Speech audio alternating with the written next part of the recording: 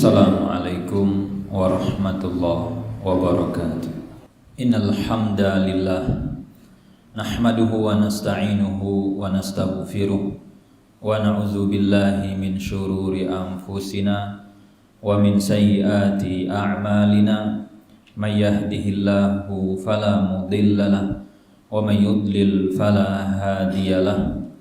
Asyhadu an la ilaha illallah wahdahu la syarikalah wa asyhadu anna Muhammadan abduhu wa rasuluh la nabiyya wa la rasula ba'dah. Allahumma salli wa sallim wa barik ala nabiyyina Muhammad wa ala alihi wa sahbihi wa sallam.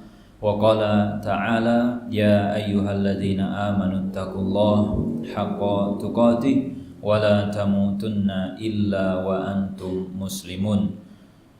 Faya ibadallah usi nafsi wa iyyakum bitaqwallah faqad fazal muttaqun. Jamaah Jumat rahimani wa rahimakumullah. Mohon untuk yang masih bermain HP, tolong letakkan HP-nya dan fokus mendengarkan khutbah karena khutbah kita tidak lama. Jadi tolong kalau Jumatan di dalam masjid jangan main HP lagi. Judul khutbah kita pada siang hari ini yaitu adalah cara mencegah sengketa waris. Aturan tentang waris itu sudah diatur oleh Allah Subhanahu wa taala, bahkan Allah bunyikan secara langsung di dalam Al-Qur'an. Dan ajaran Islam yang diambil alih secara langsung oleh Allah, penjelasannya secara detail, yaitu adalah aturan waris. Urusan sholat, urusan zakat, urusan puasa, urusan haji, urusan umroh, itu perincian detail Allah percayakan kepada Rasul untuk memaparkannya kepada umat. Tapi urusan waris itu diambil alih langsung oleh Allah. Kata para ulama, ini artinya urusan waris adalah perkara yang penting. Kalau itu bukan sesuatu yang penting, nggak mungkin Allah turun tangan langsung menghandle masalah waris. Kemudian, kalau kita bicara waris, apa yang diatur oleh Allah? Jawabannya ada dua.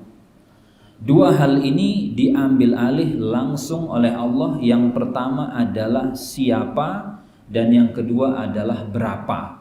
Sehingga kalau kita bicara aturan waris, dua perkara ini sudah diatur oleh Allah. Siapa yang berhak mendapatkan, dan kemudian yang kedua adalah berapa bagian dari orang yang berhak tersebut.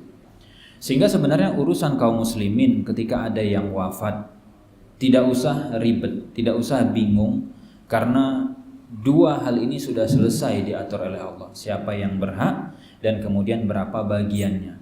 Tapi kenapa di masyarakat urusan waris itu jadi ribet dan jadi susah?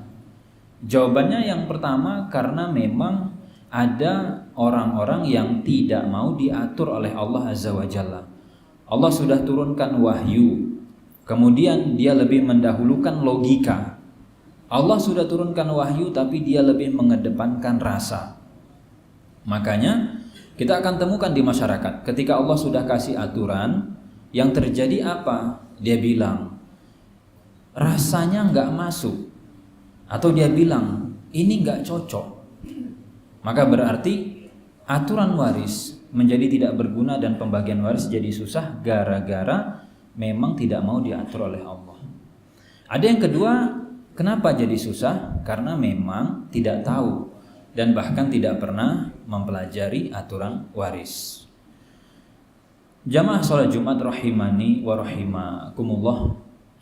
Kembali kepada topik khutbah kita, bagaimana caranya untuk kita yang saat ini usianya sudah 40 tahun, usianya sudah 50 tahun, usianya sudah 60 tahun, atau mungkin ada yang di atas 60. Apa yang kita bisa lakukan untuk mencegah terjadinya sengketa waris ketika kita meninggal dunia?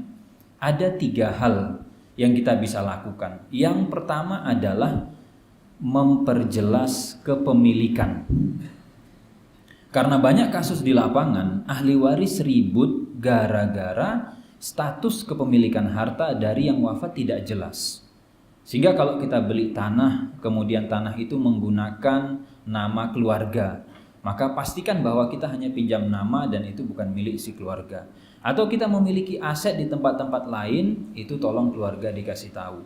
Atau ada aset yang sebenarnya bukan milik kita, tapi dipinjam menggunakan nama kita, pastikan keluarga juga tahu. Atau nanti ada aset yang dibeli secara kongsi dengan pasangan. Misal ada rumah, harga 500 juta. Berapa pakai uang kita? Berapa pakai uang pasangan? Ini tolong di-clearkan saat kita masih hidup.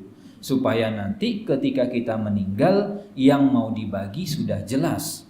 Jangan sampai nanti kita wafat, status kepemilikan harta belum jelas, berarti kita meninggalkan potensi konflik kepada ahli waris.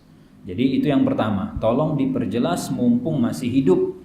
Dan kalau kita sudah wafat, kita tidak bisa lagi dihubungi oleh ahli waris. Kemudian yang kedua, apa yang kita bisa lakukan untuk mencegah terjadinya sengketa waris, yaitu adalah memperjelas akad, memperjelas transaksi, dan pastikan ada bukti.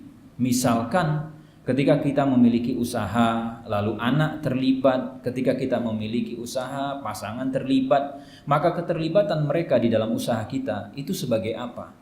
Apakah mereka kerjanya gratisan, atau mereka bekerja dengan gaji bulanan, atau mereka mendapatkan bagi hasil, atau mereka memiliki porsi saham pada usaha tersebut? Kalau tidak ada kejelasan, maka besok kita wafat, anak ribut. Dan terjadi perbedaan pandangan antara bapaknya dengan anaknya. Atau misalkan ketika kita menggunakan uang pasangan, atau misalkan ketika kita terlibat dengan utang piutang, termasuk kita membelikan aset untuk ayah, untuk ibu, diperjelas statusnya mereka kita pinjami atau memang itu menjadi milik mereka.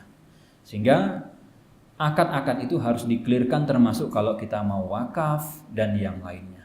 Dan kemudian yang ketiga yang kita bisa lakukan untuk mencegah terjadinya sengketa waris mumpung kita masih hidup, yaitu adalah perjelas nasab. Kalau kita punya anak adopsi, kasih tahu, kamu bukan anak kandung saya dan kamu saya adopsi. Kasih tahu siapa nasab aslinya. Karena kalau kita tidak kasih tahu, anak tadi ketika kita wafat, dia berpikir saya anak kandung dari yang wafat. Berarti saya berhak dapat waris. Padahal dia tidak ada hubungan nasab dengan kita. Berarti dia bukan ahli waris. Meskipun di KK itu sudah ditulis kamu anak kandung. Perubahan status di kartu keluarga itu tidak pernah akan bisa mengubah status nasab sama sekali. Jadi kalau yang punya anak adopsi, punya anak angkat, kasih tahu. Atau nanti ada anaknya yang berbeda agama, atau nanti ada anak yang mohon maaf itu hamil di luar nikah, kasih tahu bahwa mereka itu tidak sambung nasabnya ke kita. Jadi disampaikan.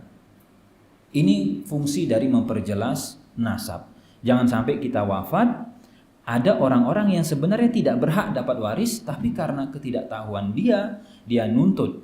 Atau nanti ada harta waris dikuasai oleh anak angkat, gara-gara bapaknya gak kasih tahu.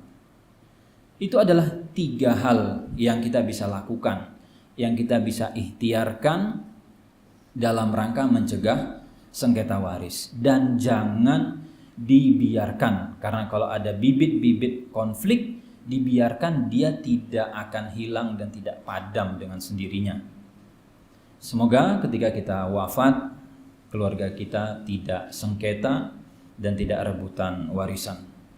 Aku qauli hadza astaghfirullah li wa lakum wa lisairil muslimina min kulli dzamb fastaghfiruh innahu huwal ghafurur rahim. Alhamdulillah wa kafa wa salatu ala habibinal mustafa amma ba'd. Jamaah salat Jumat rahimani wa rahimakumullah. Apa yang kita bisa lakukan untuk meminimalisir konflik waris di keluarga? Jawabannya adalah edukasi diri kita dengan fikih waris. Kalau kita sebagai suami, kita sebagai ayah tidak pernah belajar fikih waris, tidak paham sama sekali apa itu fikih waris, nggak ngerti aturan fikih waris, maka secara logika tidak mungkin kita bisa mengedukasi keluarga. Itu suatu kepastian. Kita tidak bisa memberikan sesuatu yang kita tidak miliki, termasuk diantaranya ilmu. Ketika suami tidak paham fikih waris, yang terjadi dia tidak mungkin bisa edukasi keluarganya.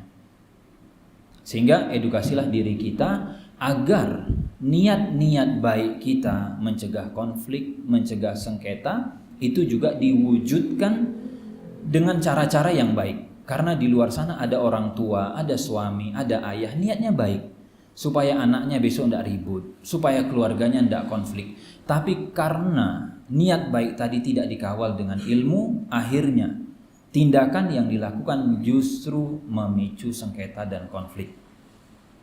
Kemudian apakah kalau kita wafat kita kebagian dosanya? Jawabannya tergantung.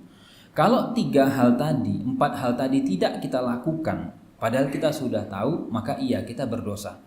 Kita sengaja menunda-nunda, tidak memperjelas kepemilikan, kita sengaja tidak memperjelas akad kesepakatan yang terjadi dengan keluarga, yang terjadi dengan anak, yang terjadi dengan pasangan atau dengan pihak lain, dan kita sengaja tidak memperjelas nasab, maka itu akan menjadi beban pemberat kita di yaumil qiyamah. Sehingga mari kita upayakan mumpung masih hidup, diklirkan permasalahan-masalahan, semoga ketika kita wafat tidak ada sengketa. Dan ingat, bicara waris itu bukan tabu, bukan pantang, dan tidak haram. Buktinya Allah bicara waris di dalam Al-Quran, dan Allah masukkan di dalam ayat tentang aturan waris. Sehingga itu bukan perkara tabu, dan tidak ada hubungannya dengan berharap orang tua cepat mati, tidak ada hubungannya dengan kita itu pemalas, tidak ada hubungannya dengan hal-hal yang mungkin dianggap pantang oleh masyarakat.